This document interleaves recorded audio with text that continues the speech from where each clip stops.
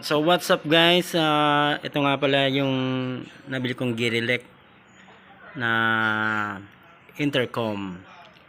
So magbibideo test tayo ngayon kung okay ba yung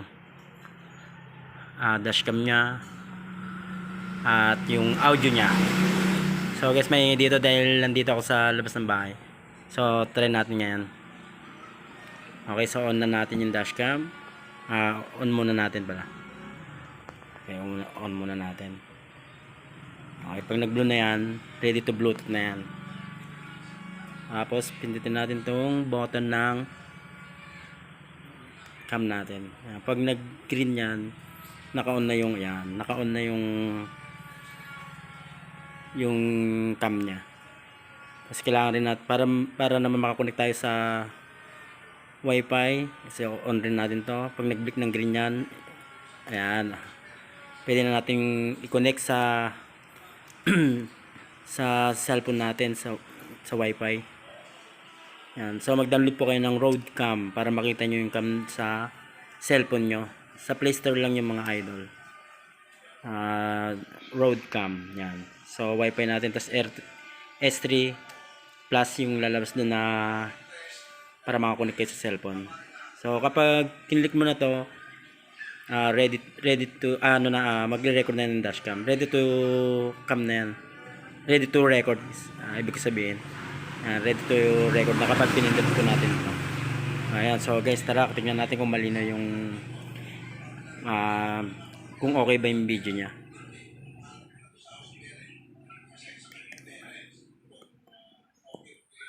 Yan, cam ready na yan. Nagre-record na yan guys. So tingnan natin, punta tayo sa cellphone natin sa Wi-Fi Roadcam. Recording. Yeah, so guys, testing na natin.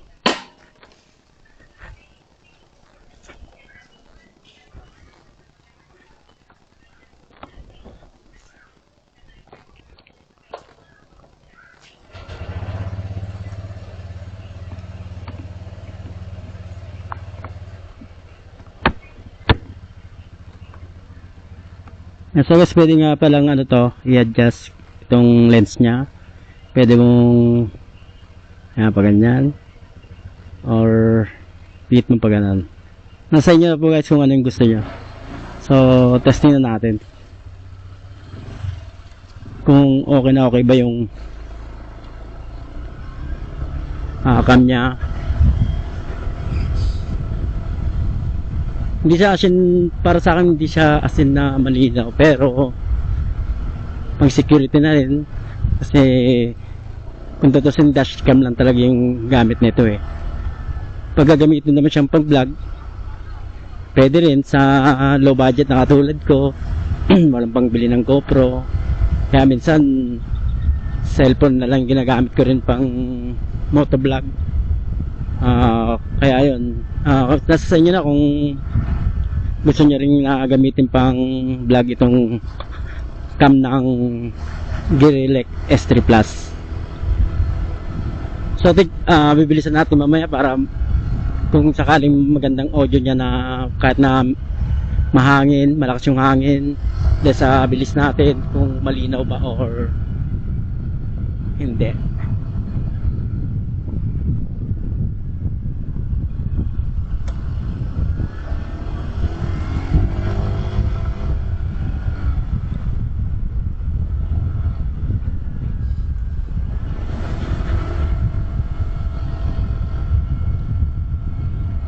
So kayo na rin mamili guys. May settings naman to na settings niya.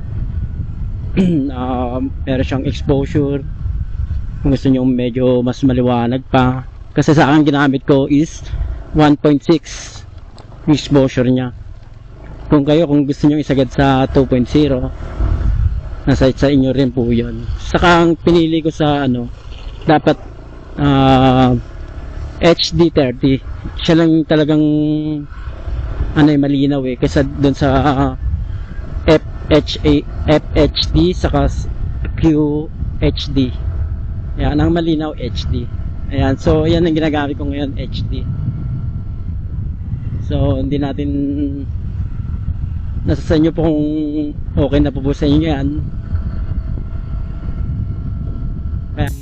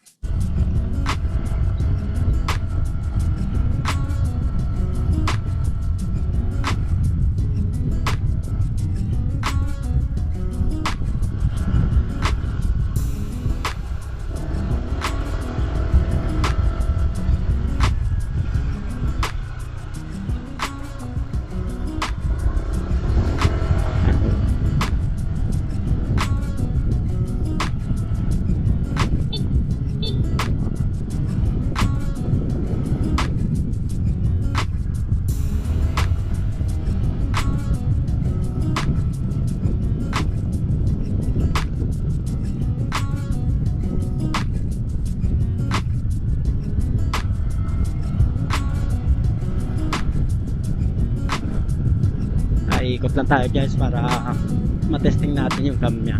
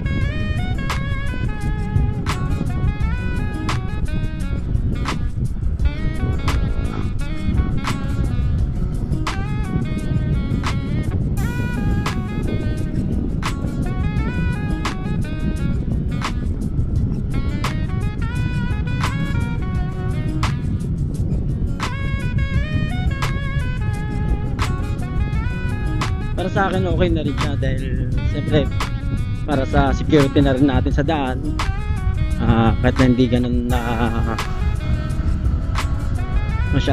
hindi ganun masyadong malinaw ang ating cam, importante meron na tayong security. Yan, so yun lang guys yung mga payo ko dito sa cam ng ating Gear Elect S3 Plus. Ay, mapapayo ko sa Gary. Mapapayo ko sa inyo pala. Tanga talaga.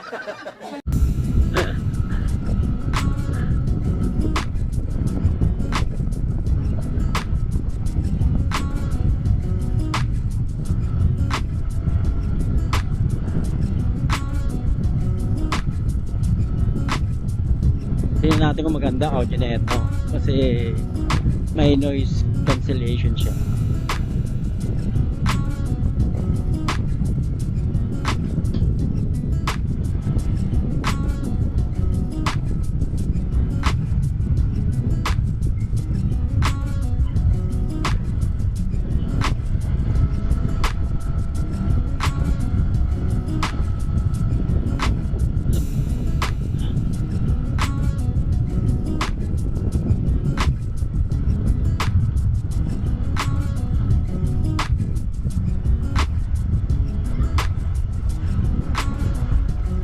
Yan, so guys, dito lang tayo. Thank you.